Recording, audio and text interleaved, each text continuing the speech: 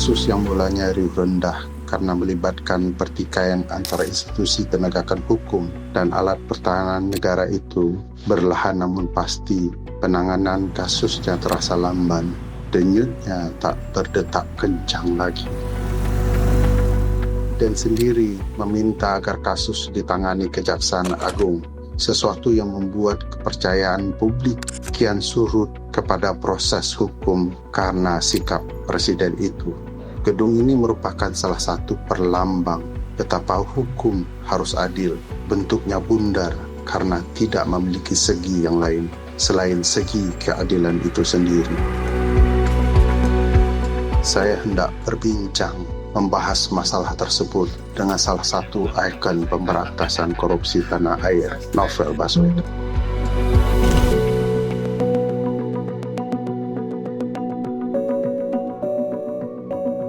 Cocok untuk sarapan pagi lah. Ya, luar biasa. 2000-an nih, Mas An. Ya. Bukan 2 triliun ya. 2 triliun yang lain lagi. Ya. Sambil menikmati makanan, kita ngobrol-ngobrol ringan dulu. Oke. Kalau ringannya udah very tetap rata. Satu peristiwa penting. Oke. Beberapa hari yang lalu terjadi. Tidak mengejutkan, tetapi harus diakui kedahsyatannya. Iya. Orang paling tertinggi di pucuk pemberantasan korupsi di salah satu institusi,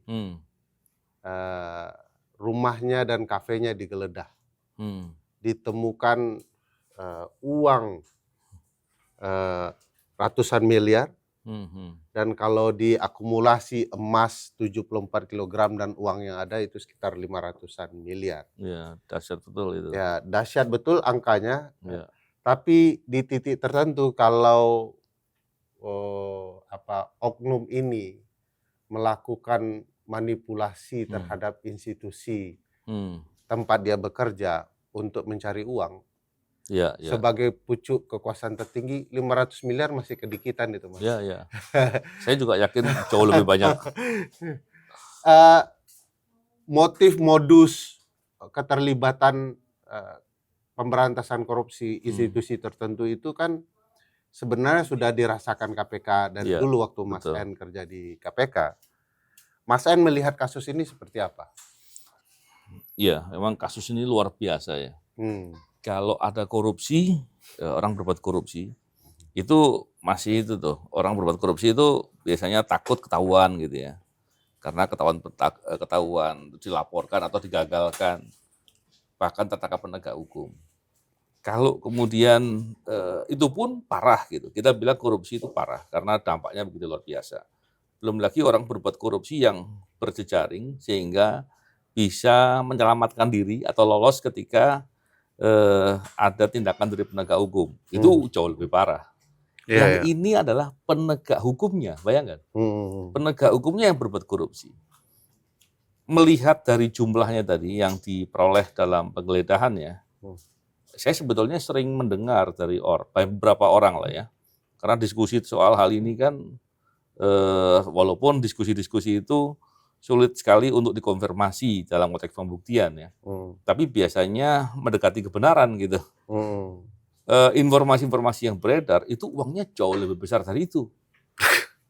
Kalau itu betul, waduh, saya nggak kebayang lagi itu. Seperti apa pengkhianatannya yang dilakukan.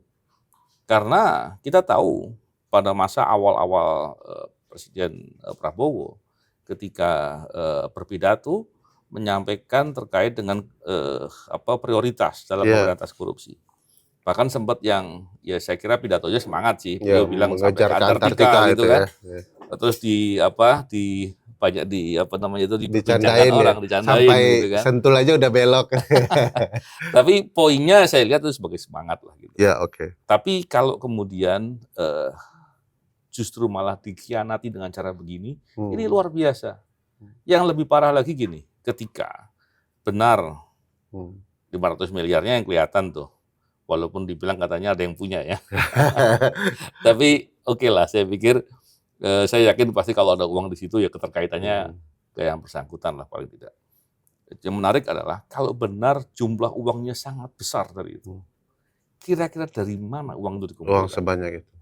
Saya melihat begini, kewenangan sebagai Jampitsus tentunya terkait dengan penanganan kejahatan, terutama tindak pidana korupsi. Itu bisa jadi dipakai jalan untuk memeras. Atau hasil kejahatan yang diusut, kemudian eksekusinya jangan-jangan ada yang bermasalah. Iya. Atau mungkin keterkaitan yang berhubungan dengan perkara yang nggak diusut tuntas. Iya. Ini kan hal-hal yang bisa menjadi jalan untuk mencari uang dengan cara begitu. Nah, saya jadi berpikir lagi, jangan-jangan ada kaitan dengan tugas tambahan sebagai pelaksana tugas Kepala Satgas PKH, masalahnya. Yeah. Ini kan juga pasti berhubungan dengan pemilik-pemilik perkebunan besar. Dan bisa menjadi jalan cari uang yang besar untuk dipakai untuk memeras gitu, seandainya itu terjadi. Tapi paling tidak, sorry Mas, maksud Mas Novel kalau dengan tugas tambahan dan lain-lain, kebetulan beliau ini adalah garda terdepan dalam aksi-aksi Satgas PKH kan. Nah kebetulan Satgas itu juga pernah mengembalikan banyak triliunan uang kepada negara. 2 kali dilakukan. Kalau tidak salah angkanya sampai 300 triliun, 11 triliun begitu ya. Nah, sebagian orang malah menduga uang-uang ini bagian yang dikelola oleh ini. Kalau begitu besarnya, serusak apa kira-kira struktur penegakan hukum kita? Karena akan ada kaitannya dengan cerita keterlibatan institusi lain dalam pengawalan jaksa ini. Mas Novel melihatnya korelasinya sejauh apa? Iya. Tentunya ini kembali lagi dugaan. Iya, kita dugaan. Kan boleh menduga-duga kan. Kita tidak membicara sesuatu yang sudah jelas atau pasti gitu. Kalau melihat dari tadi yang terkait dengan Satgas PKH, kita sebetulnya mendukung upaya penertiban kawasan hutan. Tapi kan kalau kita lihat, apakah cara yang dilakukan sudah benar, mengikuti kaidah hukum yang benar? Karena penegakan hukum, baik tidak pidana korupsi maupun terkait hal lain yang berhubungan dengan sumber daya alam, apalagi terkait dengan kerugian negara ya langsung maupun tidak langsung, itu mesti diusut dengan cara yang objektif, akuntabel dan transparan. Persoalannya adalah kalau kemudian langkah-langkahnya dilakukan dengan tidak mentaati aturan hukum contohnya. Dalam menetapkan denda mungkin, dalam melakukan perampasan, pengelolaan hasil rampasan, dan seterusnya. Ini bisa menjadi persoalan di kemudian hari. Saya tidak tahu apakah dilakukan dengan cara yang benar atau tidak, tapi paling tidak kekhawatiran itu akhirnya jadi timbul. Jangan-jangan itu, jangan-jangan ada persoalan itu di situ. Kenapa? Karena ketika ada hal yang tidak mengikuti kaidah tatanan yang benar gitu ya, itu menjadi ruang untuk fraud, menjadi ruang untuk negosiasi dan seterusnya. Dan ini pasti ada hal di belakang meja yang akan terjadi. Sampai saat ini kan Satgas PKH, yang salah satunya dipimpin oleh beliau yang jadi tersangka ini, kan tidak pernah mengumumkan apa kasusnya, siapa perusahaannya, berapa jumlah uang yang jadi denda, karena apa denda itu jumlahnya sebegitu. Sampai hari ini, apa penentuan dendanya? Apa penentuan dendanya? Sampai hari ini nggak pernah terbuka itu, Mas. Nah, di dalam ruang korupsi ketidakterbukaan adalah bagian dari fraud itu sendiri. Nah, kan semudah itu. Tapi yang menarik adalah keterlibatan institusi warna hijau yang sangat signifikan di kasus ini.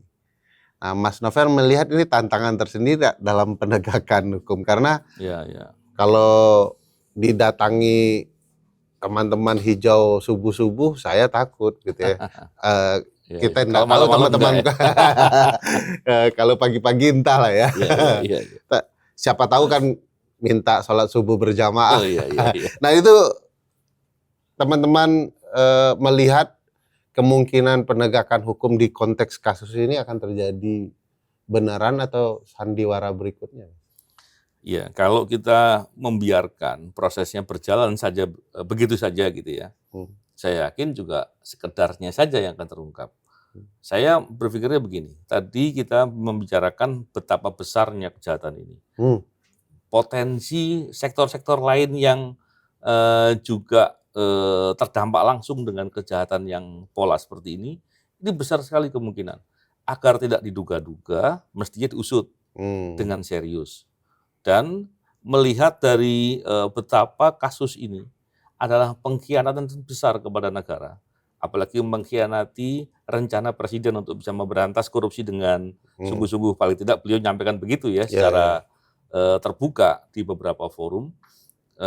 Saya pikir ini harusnya membuat presiden sangat marah dan kemudian mendesak untuk diusut tuntas, sekaligus untuk menghilangkan prasangka-prasangka tadi. Jangan-jangan ada begini, jangan-jangan jauh lebih besar dari itu dan seterusnya, agar semuanya tuntas. Semuanya bisa diusut, dan masa iya seorang Jampitsus berani berbuat sendiri untuk di level seperti itu. Korupsi kan nggak bisa sendirian, walaupun jabatannya tinggi. Saya khawatir kemudian melibatkan beberapa bidang. Kenapa saya menyebutnya presiden yang perlu mendesak dan memaksa untuk bisa diungkap semua dengan tuntas? Karena tadi yang udah Ferry sampaikan, jangan-jangan ada pejabat di posisi militer yang juga terlibat dalam persoalan ini. Kalau dibiarkan prosesnya, siapa kira-kira yang mau memimpin proses itu? Saya nggak yakin KPK hari ini memposisikan diri mampu atau berani bersikap begitu. Nah, ini yang menjadi persoalan. Sedangkan proses di peradilan militer seringkali tidak atau paling tidak beginilah. Kita belum pernah mendengar ada prestasi dari peradilan militer, baik maupun penyidiknya maupun sampai di proses peradilannya, mampu mengungkap suatu persoalan besar. Belum pernah ada. Mas Novel tadi nyinggung soal peran KPK. Di satu podcast kalau saya tidak salah, Mas Novel bilang walaupun KPK sudah begini, satu-satunya institusi yang saya masih yakin dan percaya adalah KPK. Kalau nggak salah ya. Di podcastnya Mas Novel sendiri atau Mas BW gitu lah ya, gitu ya, kalau saya nggak salah. Tapi Ketua KPK, Pak Budi, ngomong ya sudah diambil oleh Kejaksaan Agung. Padahal kalau setahu saya di Undang-Undang KPK dan Undang-Undang KUHP yang baru, kan kejaksaan tidak punya ruang supervisi untuk mengambil alih perkara, yang ada adalah KPK. Nah, ini dampak lain dari KPK di bawah presiden atau apa menurut Mas Novel?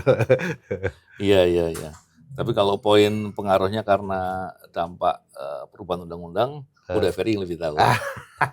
Tapi paling tidak begini. Kalau saya melihat dalam kasus ini kan sebetulnya bukan Kejagung yang mengambil alih kan dari Polri yang menyerahkan penanganan perkaranya. Saya nggak tahu alasannya apa dan kenapa. Tapi terlepas dari itu memang benar KPK itu berwenang untuk melakukan supervisi penanganan tindak pidana korupsi, terutama terkait dengan penyelenggara negara maupun penegak hukum. Ini kasus sangat besar, bahkan saya bilang sangat besar sekali. Jadi saking besarnya gitu ya. Harusnya KPK harus melihat ini sebagai hal penting untuk disupervisi. Memang persoalannya selama ini KPK itu tanda kutip agak kurang bisa, walaupun saya nggak bilang enggan ya, untuk melakukan supervisi di level pusat, level Kejagung contohnya atau di Mabes Polri gitu. Biasanya mereka itu lebih banyak ke daerah-daerah. Nah, seperti ini kan menurut saya nggak pas. Kenapa? Karena undang-undang tidak membatasi itu. Nah, harusnya KPK itu jangan mengecilkan diri gitu. Kalau mengecilkan diri rugi. Dan tujuan dari kepentingan negara, masyarakat dalam konteks ini, agar tujuan adanya KPK itu bisa dilakukan dengan benar, itu bisa tercapai kalau KPK-nya memposisikan diri dengan benar, nggak mengecilkan diri. Kembali lagi soal tadi, salah satu yang menjadi syarat pengambil alihan perkara yang dilakukan oleh KPK adalah apabila diantaranya penanganan perkaranya konflik of interest gitu ya, atau penanganan perkaranya menutupi pelaku yang sebenarnya, penanganan perkaranya dilakukan membatasi, ya, maksudnya nggak dilakukan secara tuntas, dan penanganan perkara berlarut-larut. Ini hal-hal yang mestinya bisa menjadikan alasan bagi KPK untuk mengambil alih.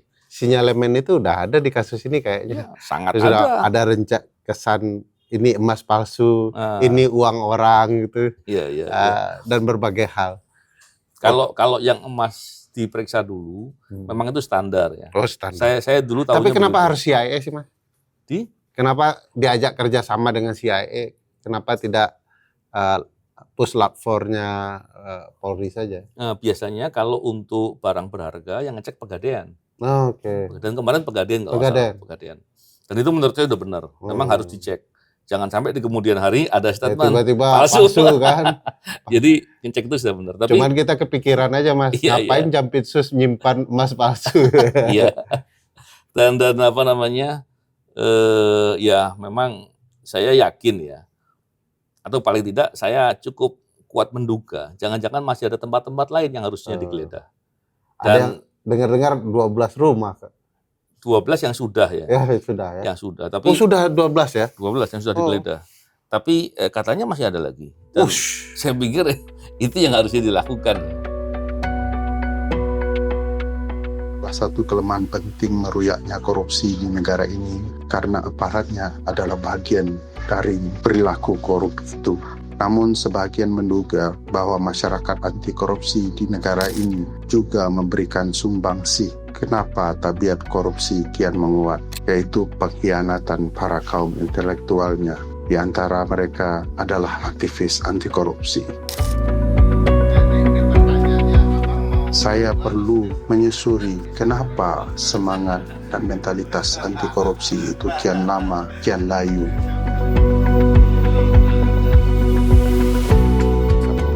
Mari kita berbincang dengan Adnan Topanhusodo, mantan koordinator ICW.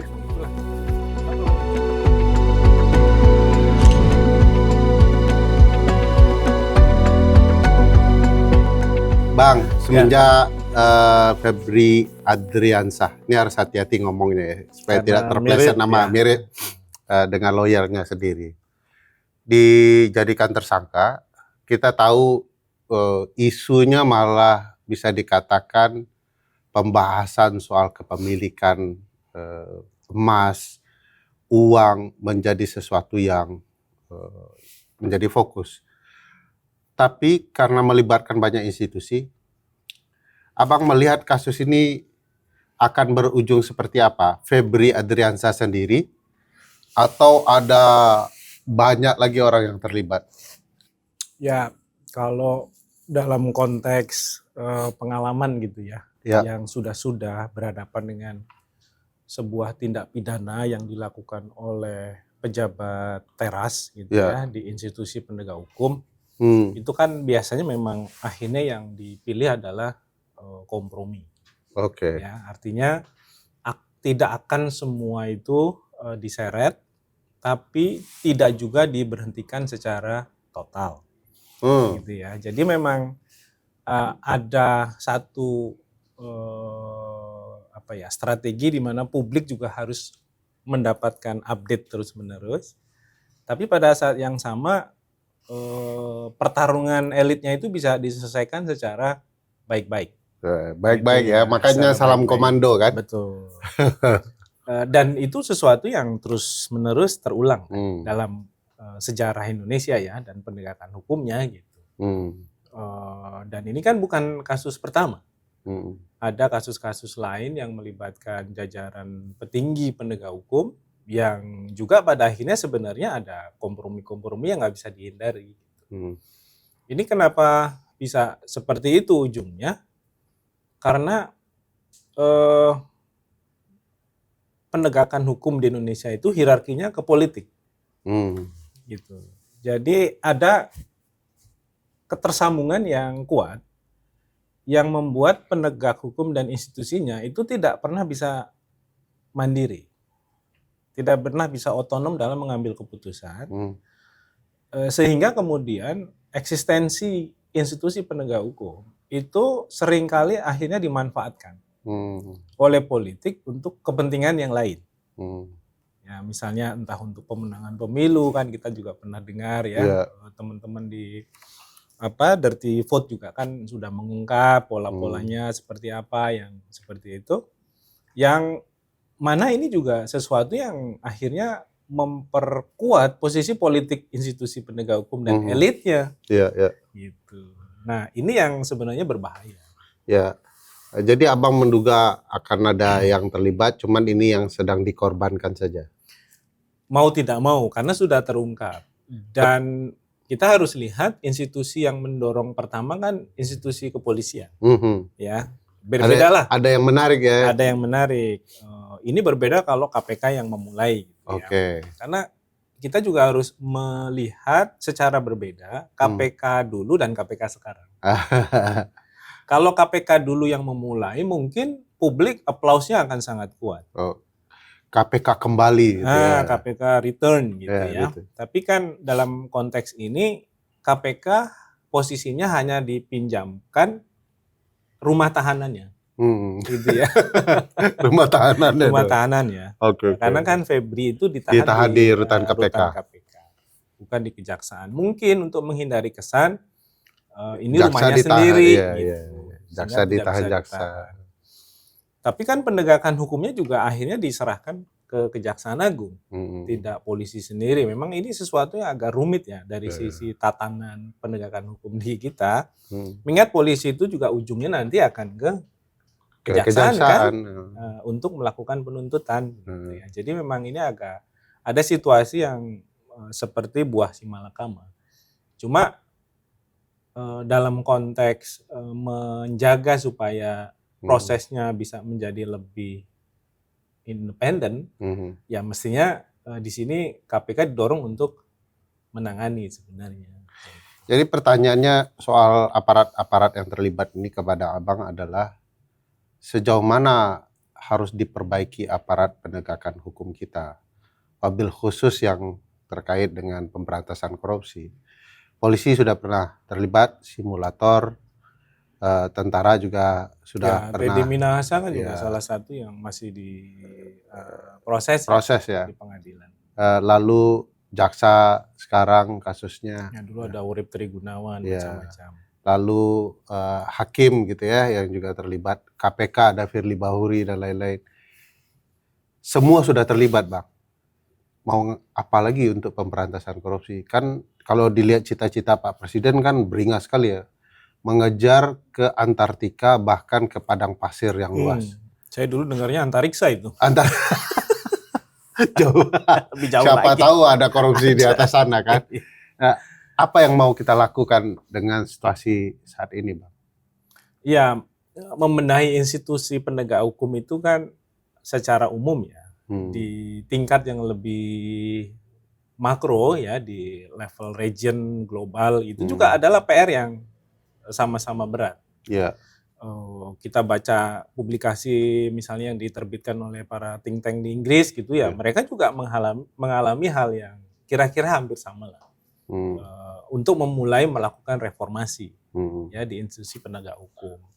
Nah, kalau dalam konteks Indonesia kembali lagi apapun yang disodorkan pengalamannya dari luar itu kan belum tentu juga fit in dengan konteks kita gitu. Iya, betul.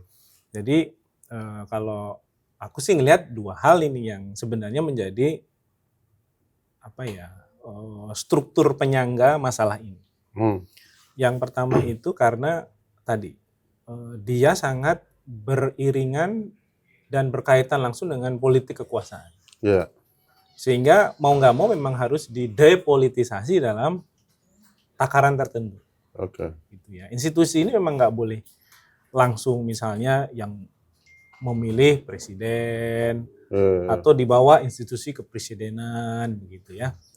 Kecuali ya kalau institusi kejaksaan kan memang dia rumit untuk memastikan independensinya karena antara langsung dan terputus itu harus dikawal gitu ya, positioningnya. Betul.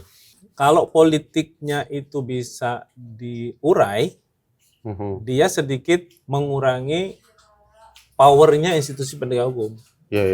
Karena justru mengapa mereka sangat powerful? Karena langsung attach dengan politik. Gitu. Nah yang kedua, check and balances-nya dalam penegakan hukum. Karena core bisnisnya kan di penegakan hukum. Meskipun misalnya jaksa punya fungsi-fungsi lain atau polisi punya fungsi-fungsi yang lain, tapi core isunya itu selalu penegakan hukum. Oleh karena itu komplain masyarakatnya sebagian besar kalau fungsi penegakan hukumnya yang jalan. Bukan misalnya menertibkan lalu lintas macam-macam ya. Oke lah, itu juga ada sisi-sisi di mana kritik itu muncul. Cuma orang merasa lebih terbantu kalau ada aparat penegak hukum kan di situ, karena menjadi lebih tertib macam-macam. Cuma kalau penegakan hukum dia itu kan by default ruangnya ruang gelap. Betul. Karena nggak boleh diketahui sama siapapun gitu. Nah, dalam kultur institusi yang bermasalah, punya wewenang untuk melakukan sesuatu dan mengambil keputusan tertentu di ruang gelap, maka potensi abuse-nya menjadi sangat tinggi. Nah, oleh karena itu, skema penegakan hukumnya kan yang harus dikendalikan.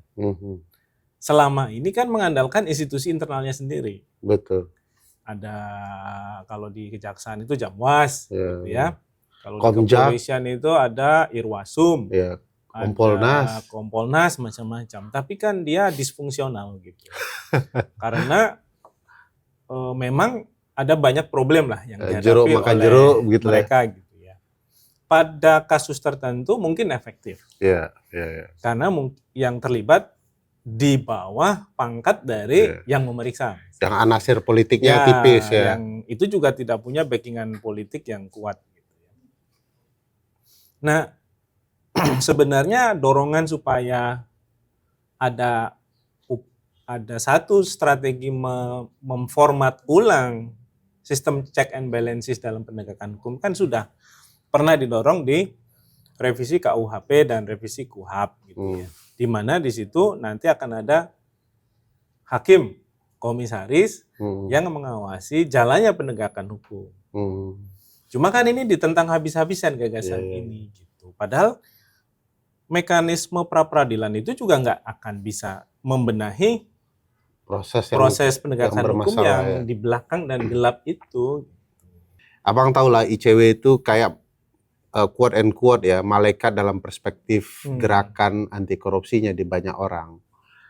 Tiba-tiba ada beberapa generasi ICW misalnya, malah kemudian terlibat di dalam pembelaan kasus korupsi. Sebagai salah satu senior yang melahirkan mereka-mereka ini, Abang sesedih apa? Kalau dibilang sedih atau mungkin kecewa ya pasti ada ya. Pasti ada. Tapi skalanya saya mau tahu kecil, menengah, sedang. Kecil, menengah, besar. Mungkin ini yang membedakan ya. Aku tidak melihat mereka sama dengan anak-anakku. Sehingga mungkin feelingnya menjadi agak berbeda ya.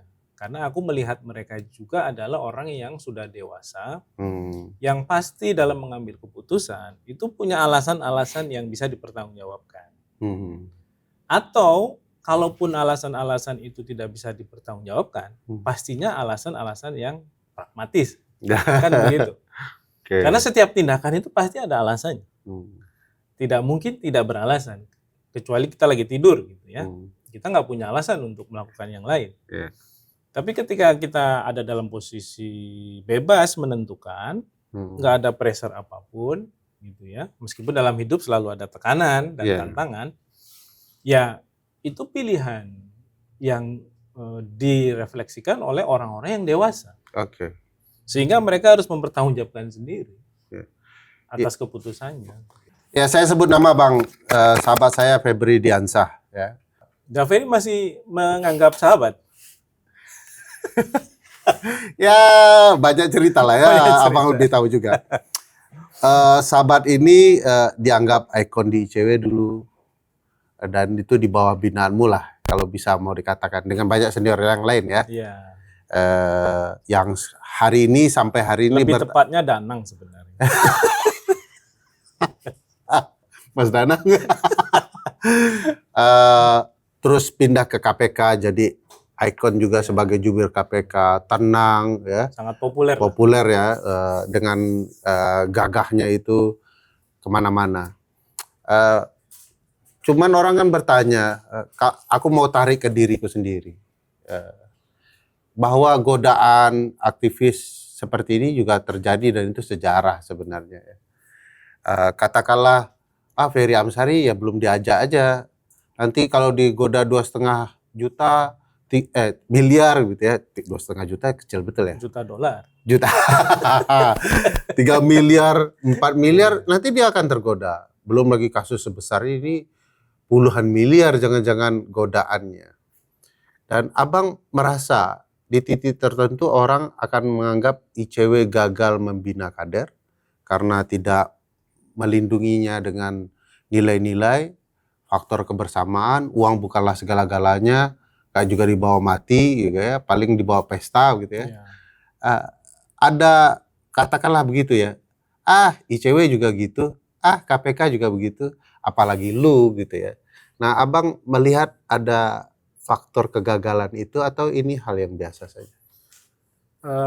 Ya kesimpulan random ya. Karena kita ngelihat satu-satu peristiwa. Di masyarakat itu memang nggak bisa dihindari.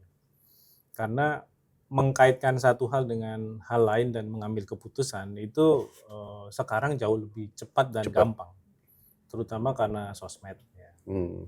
Cukuplah Febri dilabeli aktivis ICW di CV-nya gitu ya. Itu orang langsung mengkaitkan. Tapi yang itu nggak bisa dicegah juga. Ya memang sejarahnya memang begitu. Gitu. Dulu ada Mas Teten juga kan sebagai koordinator ICW pertama yang kemudian jadi menteri gitu ya. Orang kemudian juga melihat hal yang kira-kira sama. Tapi sesederhana menjelaskan bahwa orang ke masjid itu ada yang niatnya mau beribadah, ada yang niatnya nyuri sendal, gitu ya. Atau niatnya mau dapat kesejukan karena ada AC-nya di masjid gitu. Itu agak dalam ya. Ya jadi memang dari sisi itu kita kan nggak bisa mengkurasi, kan juga nggak bisa melarang orang untuk misalnya masuk ke tempat ibadah. Tujuannya apa itu kan akhirnya sangat tidak terlihat. Prosesnya itu dipengaruhi juga oleh institusi yang menaungi dirinya, ya itu sedikit banyak pasti ada.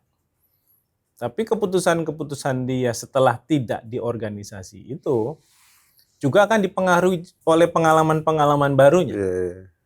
Yang itu mungkin berbeda dan bertolak belakang. Individual betul itu ya. Menjadi sangat individual keputusannya.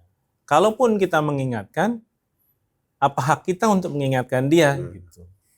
Karena berkhotbah di umat yang agamanya sama itu percuma sebenarnya.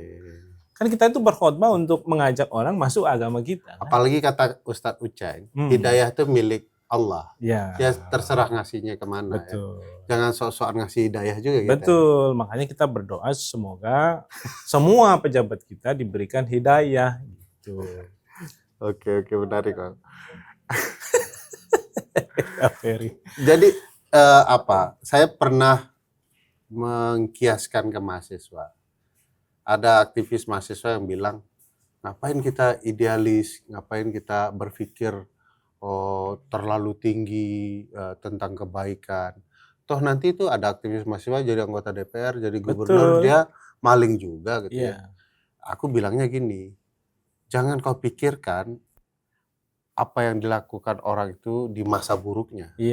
Pikirkan dia sudah maksimal di masa baiknya. Betul. Jadi lakukan aja yang baik sekarang. Kita nggak tahu ke depannya juga akan macam-macam atau enggak. Di hidayahnya ditarik kalau bahasa agamanya begitu. Jadi saya juga tidak terlalu khawatir kalau satu waktu akan ada jurang pemisah beda. Kita juga nggak tahu seberapa kuatnya menghadapi situasi begini.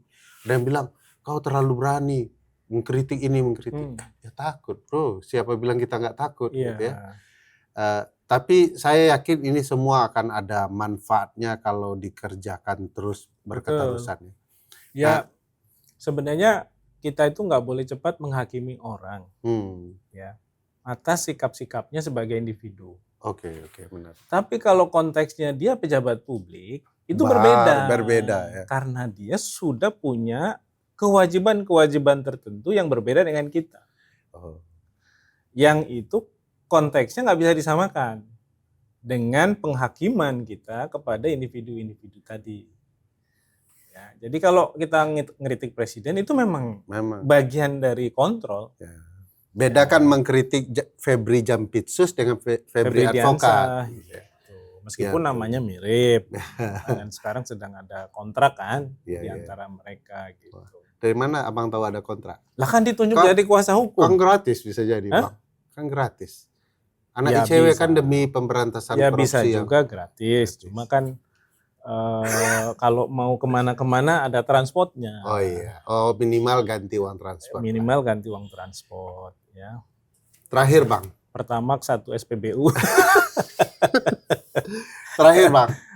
Harapan abang pemberantasan korupsi di era Prabowo. Kalau dinilai levelingnya 1-5. Ya. Abang di mana dan kenapa? Kalau 1 terburuk, 5 terbaik. Iya, kalau itu statistiknya gitu ya. Kalau bisa dikuantifikasi, ya kalau sekarang kan ada di tingkat 2 lah ya. 2 ya? 2. Karena KPK itu pada titik tertentu juga tetap diberikan ruang untuk bermanuver ya. Meskipun akhirnya bermain di pinggiran kan. Nangkapin kepala daerah terus kan. Dia seperti roadshow ke daerah. Gitu. Padahal logika kekuasaan dan korupsi itu kan selalu vertikal. Dia nggak bisa justru bawahnya yang dibersihkan. Tapi oke lah. Kadang-kadang kita harus berhadapan dengan situasi di mana kita nggak bisa punya ekspektasi lebih karena situasi politiknya nggak menentukan untuk itu. Tapi kan perjuangan ini adalah perjuangan jangka panjang. Ya. Kalau kemudian kita kecewa hari ini, bukan berarti kemudian kita akan kecewa di kemudian hari. Ya. Mungkin saja akan ada rebound gitu ya dari proses ini. Secara politik kemudian ada juga konteks yang berubah. Orang-orang yang punya komitmen besar kemudian memimpin gitu ya, dan akhirnya kita bisa sedikit kembali ke track. Karena sejarah itu akan selalu begitu. Berputar ya. Berputar. Kita nggak bisa mengatakan secara langsung bahwa harusnya progres itu linear gitu. Ya. Artinya semua itu harus sampai pada titik sempurna 100 gitu. Karena selalu ada maju, mundur, kemudian stagnan. Nah itu sejarah dunia selalu begitu. Nah tinggal bagaimana kita menempatkan diri. Apakah kita adalah orang yang atau kelompok yang memilih untuk terus mendorong reformnya atau memilih untuk menyerah dan kemudian menjadi bagian menikmati dari apa yang terjadi sekarang. Cuma sayang kalau itu yang kita pilih karena kita berarti sedang menginjak-injak nasib banyak orang. Sesuatu yang menurut kita karena kita sudah dibesarkan dengan nilai-nilai yang juga sangat spesifik terhadap bagaimana kemanusiaan itu harus dikedepankan gitu ya. Ya, itu tentu sesuatu yang berat buat kita untuk bisa menginjak nasib orang lain gitu ya secara brutal gitu. Dan korupsi itu kan sebenarnya itu intinya. Jadi kalau mau dikaitkan dengan kasus Jampitsus karena Abang sudah kasih level 2 ya. Bisa nggak saya menyimpulkan bahwa kasus ini akan masuk ke level 2 itu juga? Nah, itu kan kesimpulan awal tadi yang sudah aku sampaikan bahwa ini akan ada berputar-putar kompromi, di mana kemudian gajah-gajah yang bertarung itu pasti akan duduk atau dipaksa duduk di meja perundingan dan menyelesaikan masalahnya secara adat istiadat politik. Ya. Jadi nggak ada perubahan yang akan signifikan juga untuk pemberantasan korupsi. Cuma kita tetap senang gitu ya, karena kemudian ada peristiwa di mana masalah ini dibongkar gitu ya, dengan tujuan apapun dan niat apapun. Karena kalau dulu di ICW, ketika kami nerima laporan dari masyarakat, prinsipnya satu, yang ngasih informasi itu setan jangan kita lihat, tapi lihat dokumennya benar apa enggak. Jadi ya, jangan itu. pedulikan siapa tahu setan sedang berkelahi antar setan kan, Iya. Sehingga dokumen yang benar dikasih kan gitu. Betul. Ya bagaimanapun setan itu kan malaikat yang kemudian menyimpang. Iya. Semenjak semakin tua ini ada nilai filosofi agama. Terima kasih Bang Ana. Sama-sama David.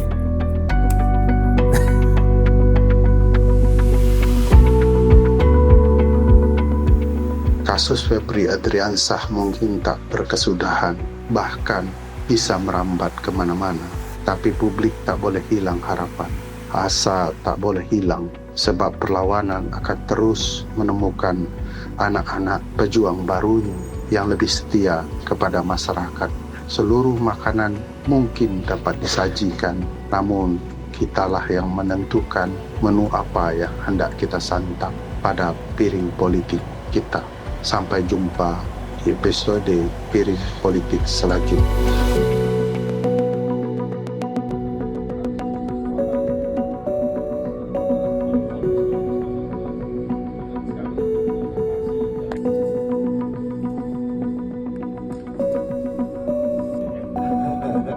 Tapi